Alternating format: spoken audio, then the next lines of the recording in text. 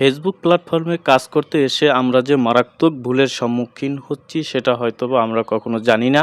আজকে জানার চেষ্টা করব আমরা আসলে ফেসবুক প্ল্যাটফর্মে কাজ করতে এসে কি ধরনের ভুল করতেছি। তো শুরু করতেছি। আমরা সর্বপ্রথমে যে ভুলটি করতেছি, আমরা কারো কমেন্ট বক্সে গিয়ে লিখতেছি আ ফলো দিলে ফলো পাবেন বা ভালোবাসা দিলে ভালোবাসা পাবেন। আমাকে যদি ফলো করেন তাহলে আপনার পরিবারে গিয়ে ঘুরে আসবো, বা আমার পরিবারে যদি আপনি আ থাকেন তাহলে আপনার পরিবারে গিয়ে ঘুরে আসবো। এরকম ধরনের কথাবার্তার মাধ্যমে আমরা কিছু ফলোয়ার গেইন করি।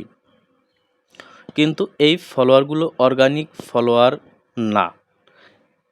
ফেসবুক কর্তৃপক্ষ বলছে অর্গানিক ফলোয়ার বলতে কী বোঝানো হয়? অর্গানিক ফলোয়ার বলতে এটা বোঝানো হয় যে আপনি একটি ভিডিও বা পোস্ট আপলোড করবেন, সেই পোস্টের মধ্য দিয়ে পাবলিক বা শ্রোতা তারা পোস্টটির উপর ডিপেন্ড করে আপনার চ্যানেলটি ফলো করবে বা পেজটি ফলো করবে, আপনাকে ভিডিওটায় লাইক করবে এবং কমেন্ট করবে। এটা হচ্ছে অর্গানিক।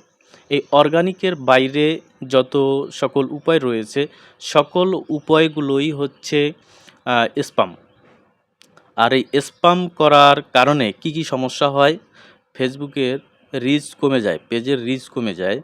ধরুন আপনার ফলোয়ার সংখ্যা ২০০০, আপনি একটা ভিডিও আপলোড করবেন, সর্বোচ্চ ৫০টা, ৬০, ৭০, ৮০ অথবা ১০০টি ভিউ হতে পারে, কিন্তু আপনার ফলোয়ার কিন্তু ২০০০। এই সমস্যাগুলো সৃষ্টি হয়। এক কথায় আপনার ফেসবুক পেজটির রিচ কমে যায়। আর রিচ কমে যাওয়ার কারণ হচ্ছে স্পাম করার জন্য। স্পাম হওয়ার কারণে আপনার পেজের রিচটি কমে যাচ্ছে বা আমারটিও কমে যাচ্ছে। এটা সকলের বেলায় এক সমান।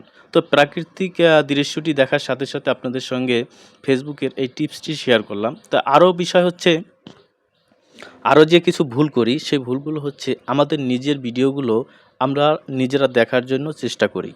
দেখি যে কয়টা ভিউ হইছে, কয়টা কমেন্ট হইছে, অথবা যখন কেউ আমাদের ভিডিওতে কমেন্ট করে তখন আমরা নোটিফিকেশন পাই। সেই নোটিফিকেশনের মধ্য দিয়ে আমরা গিয়ে কমেন্টের রিপ্লাই দেওয়ার চেষ্টা করি, তখন ভিডিওটি অটোমেটিকভাবে চালু হয়ে যায়। এর কারণে নিজের ভিডিওটা নিজের দেখা হয়ে যায়। সে কারণে ফেসবুক কর্তৃপক্ষ এটাকেও একটা স্প্যাম হিসাবে ধরে। আর এটাকে স্প্যাম হিসাবে ধরার কারণে আপনার পেজটির রিচ কমে যাচ্ছে। এই সাধারণ কিছু টুকিটাকি ভুলের কারণে আমরা যথেষ্ট ক্ষতিগ্রস্ত হচ্ছি। তবে আসলে একটা চাকরিও যদি করি আমরা, সেখানে কিছু নিয়মকানুন আছে, সেগুলো মেনে চলতে হবে। মেনে চললে আমাকে চাকরিযোগ্য হিসাবে তারা অ্যাকসেপ্ট করবে। আর যদি মেনে না চলি তাহলে সেখানে চাকরিযোগ্য হিসাবে আর কি আমাকে নিবে না। তো ফেসবুকের একটা কমিউনিটি গাইডলাইন আছে। সেই কমিউনিটি গাইডলাইন যদি আমরা লঙ্ঘন করি তাহলে সেটা কঠিনকালে কখনোই আমাদেরকে ফেসবুক টিম আমাদেরকে সাপোর্ট করবে না এবং আমাদের পেজের রিচ দিবে না।